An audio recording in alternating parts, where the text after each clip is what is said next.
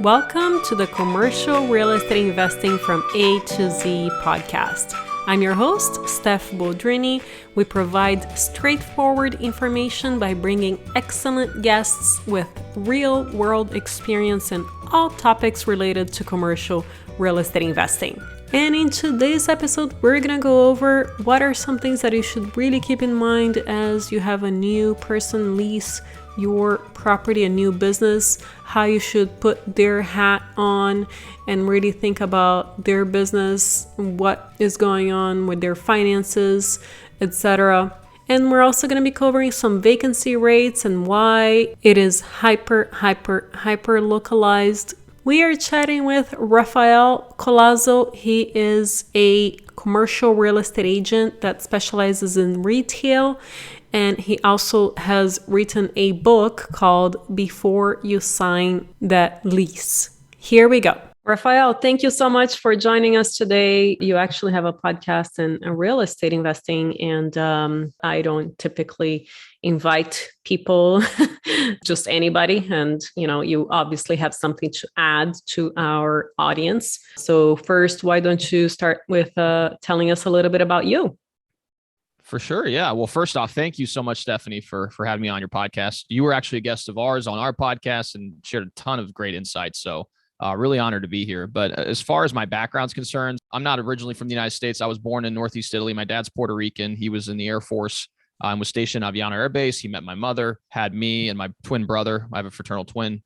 We traveled around Europe. I lived in Italy and then Germany and then Belgium, and then moved to the United States when I was 14, went to school at Arizona State, studied in industrial engineering and economics, and then got into software. I was a software consultant for a company that implemented software systems for government agencies. And I worked in DC for a few years. I was in Puerto Rico on a large tax software project, and then got moved to Louisville, Kentucky after Hurricane Maria. The project got put on hold in Puerto Rico, which eventually moved us to Louisville, Kentucky. Transitioned from software into commercial real estate brokerage back in June of 2019, and I've been doing it ever since.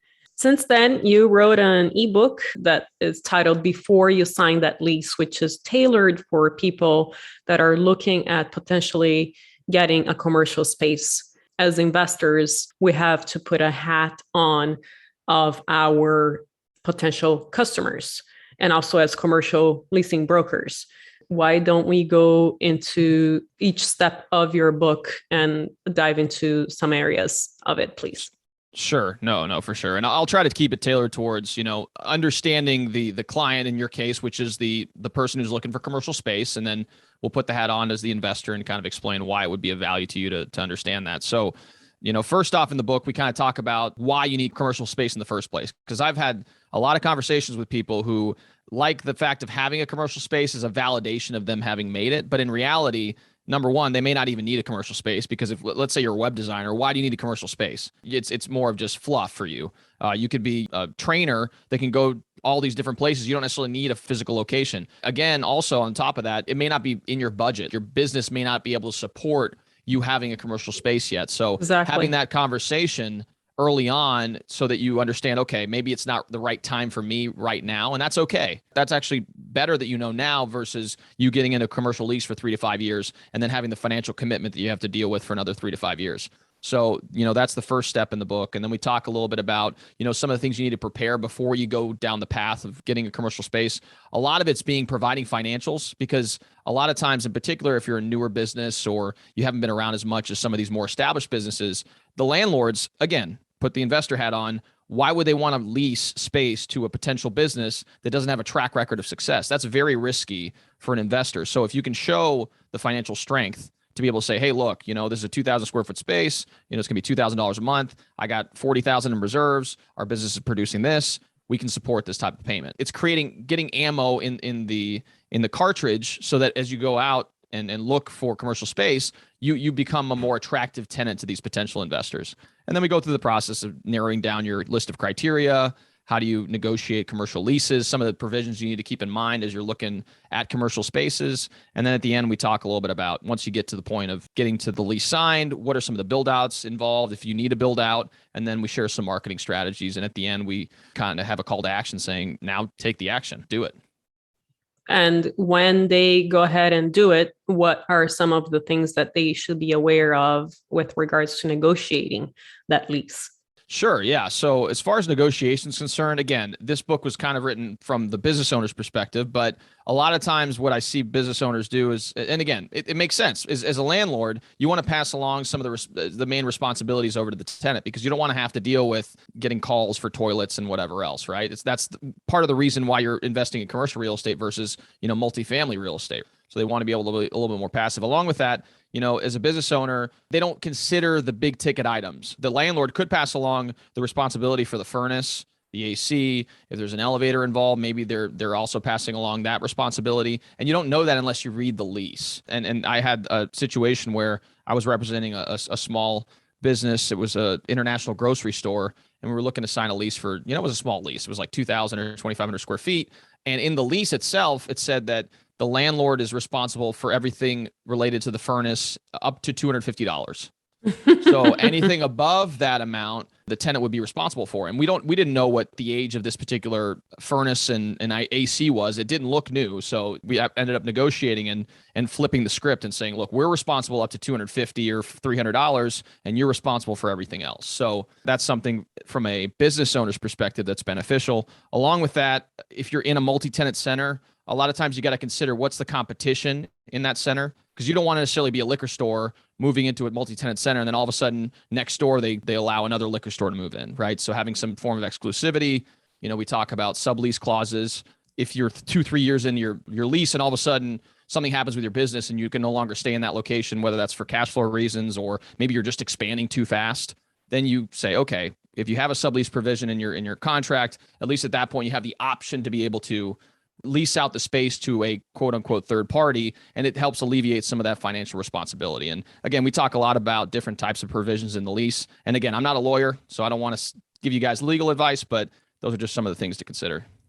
You definitely have to be working with a lawyer. I was just thinking about that. How do you go over these leases? Do you have the lawyer right next to you? And are you going item by item because they can be 30 to 60 or more pages long? So what is your process? Especially, you're relatively new, 3 years or so in the business, right? Very few people know all the details and intricacies.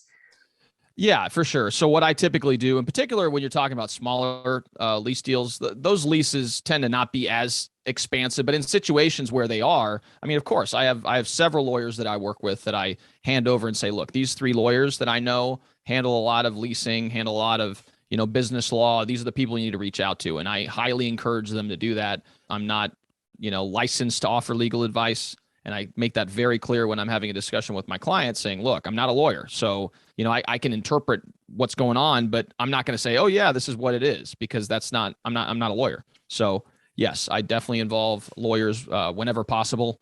And if there's any questions that they have that's outside my purview, I recommend them to, like I said, three lawyers that I know and we've worked with in the past. So what are some of the major things that these lawyers have educated you on that you can think of?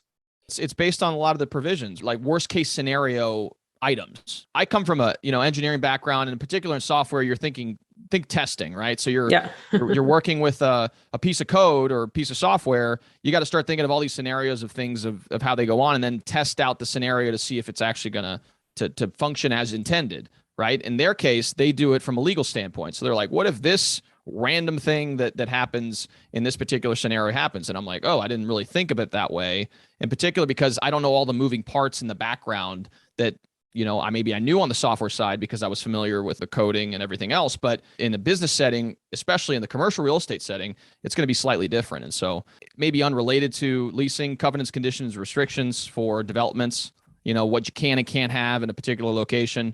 In particular, when it comes to site selection or locations for, retail properties or retail concepts, there's certain provisions within the initial covenants, conditions, and restrictions, which what the developers use to be able to dictate what can and can't happen within a development that may impede the ability of a particular retail use to locate in that particular center. So that sort of thing I didn't really have experience with. Therefore, when I had discussions with this lawyer, I was like, oh, okay, that makes sense. So now anytime I look at some of these developments, I'm like, okay, what did the covenant, conditions, and restrictions say?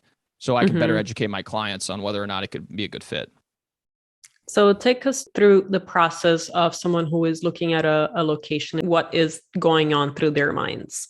I'm Latino. I work with Spanish speaking clients. So a lot of them like to be located in corridors where there's a high density of Spanish speaking clients, right? So location is very big for them because a lot of their clientele, whether they're grocery stores or restaurants, et cetera, they want to be located in an area where they have those type of clientele. I've had other business owners that are much more price sensitive when it comes to their location. They don't really care about whether or not it's in this perfect location. They just want to make sure the price is okay. I'm representing right now a client who is a Persian rug cleaning and repair business, right? So they just need a warehouse space where they can clean rugs and then repair Persian rugs. So they're going to be much more price conscious because they don't really care where it's located. They don't need a storefront. They don't need a retail spot where people are walking on a consistent basis, where there's high traffic counts. They just need to have a space where they can operate. Again, it's different for different businesses. If you're an industrial tenant, you're going to want to be located near your major suppliers, maybe close to transportation arteries like highways, airports, rivers, in particular, if you're bringing in product across different corridors. That's why I say it's very business specific. But absolutely. Yeah. What is the vacancy rate in your area right now? I understand that it varies greatly with states, cities, and everything else. What is going on in your area at this point? Yeah, it's a great question. And like you said, it does vary, and it even varies on property type. So for example, we have this location here in Louisville called Bluegrass Industrial Park. It's the largest industrial park in the state of Kentucky. It is, you can't find space there. Less than 4% vacancy rate right now. And so it's very, What's very so difficult. Special about that park? Well, it's just the infrastructure. It's built out to support, those types of industrial uses. And again, with the proliferation and the growth of logistics companies, in particular, distribution companies, they're all looking for locations. And in this particular area, it's close to a major artery that can lead you directly to the airport. And it has a major artery that can take you down south if you need to go to Nashville, et cetera. And Louisville being a kind of somewhat of a distribution hub, we have, UPS here. FedEx has a second headquarters here. You can drive, I think, within 24 hours, you can access about 58% of the US population. So it's, from a logistics standpoint, it's a very good place to locate. And so we always have a lot of people that are looking for distribution centers here in Louisville. And because it's one of the main areas where these are located, then obviously that means that the vacancy rate is going to be extremely low. Depending on the location, it's going to be very different for retail, and depending on the use, because with retail, it's such an interesting type of business because, you have retail that tailors to a particular demographic.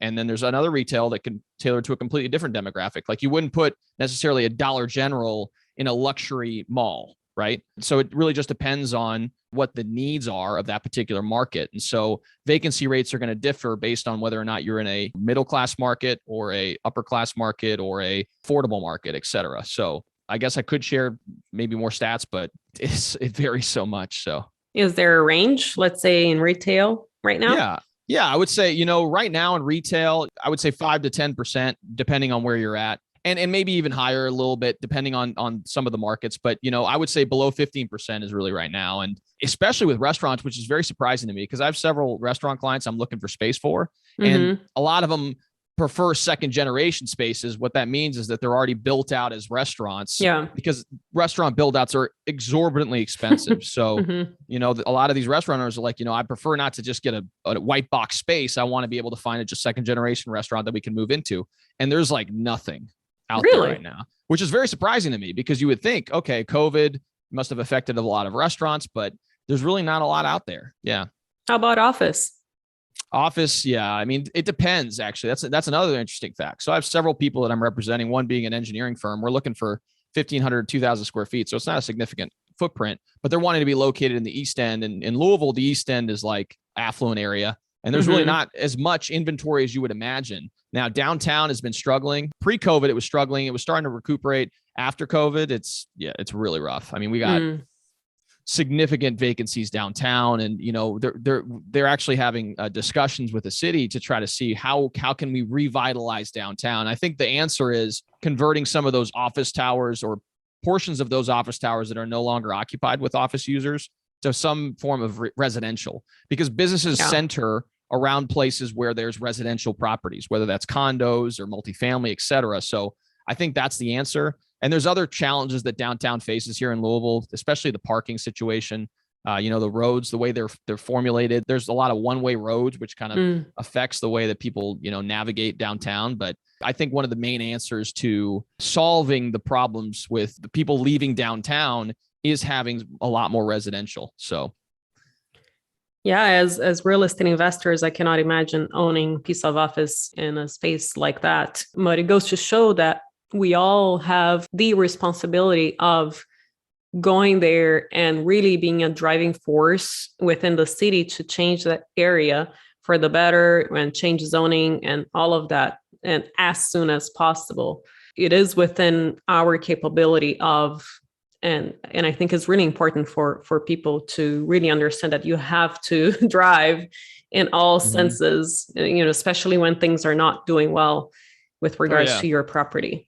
Oh yeah. And again, it's being that voice, because again, leadership of the city is going to listen to the loudest people. So if we can get a following of people saying, look, this needs to change. We understand this needs to change. What are the actions we're taking? And then hold them accountable to getting the results that you want. That's really what it takes. And so it starts with being that vocal person, and then rallying people around your cause, and then acting as that leader to be able to drive change forward. Raphael, thank you for jumping into, some of the last minute questions with regards to vacancy rates and different asset classes. That was very, very helpful. Is there anything that we haven't covered that you think is really important for our audience to know? Yeah, again, I think having empathy is something to understand and again, the reason I say this is because as an investor, it's very easy to say, I want to eke out every little thing I can out of a transaction. But a lot of times people don't understand the opportunity cost of doing that long term. Like as an example, if you have a multi-tenant strip center, it's like a 5-unit strip center, and you're eking out every single cent you can from each of your tenants, and then 2 of your tenants go dark, how long is it going to take you to lease up that space? Maybe it takes you 3 months, 6 months, 12 months. Sometimes I've seen centers that have been vacant for a year or more. So what does that do to your returns over time versus you just getting an extra 5% or 10% in rent for a year or two period? Put your business owner hat on and say, okay, how can I work with my tenants to make sure that long term it's a symbiotic relationship? So, and that can also affect your other tenants by having 2 vacancies out of 5 in a strip center. You're affecting our other customers that are not getting that traffic to their store or business. So you have to think holistically about your center overall. Yeah, they'll leave. They'll want to leave. I mean, again, exactly. if it's 60% vacant, I wouldn't want to be a business owner in a 60% vacant center, because you invite, potential vandalism, you invite all these other things that, and you get a negative stigma around the property. So I think a lot of it has to do with understanding that, put your business owner hat on, put your client's hat on, and say, okay, how can I make this so that it's a great relationship for both of us, and try not to squeeze every single thing you can out of the people that you're serving. Very, very good piece of advice, Raphael. How can our listeners get in touch with you? Great. Well, first off, again, thank you so much, Stephanie. I really appreciate you inviting me on. It's been an honor. As far as getting in contact with me, you can find me on my website at, www.raphaelcollazo.com. Stephanie was actually a podcast guest for us on the Commercial Real Estate Academy podcast. You can follow us on iTunes and YouTube and everywhere else. And, connect with me on LinkedIn. Happy to, provide whatever insights I can. And hopefully we can do some business together in the future. Raphael, thank you so much for coming over. I really appreciate it. Oh, of course. We'll see you, Stephanie. And if you haven't already, make sure to join our goals calls for the year and get your commercial properties going. Think of new asset classes, analyze, share information. I will put the link under show notes, and I will see you next time.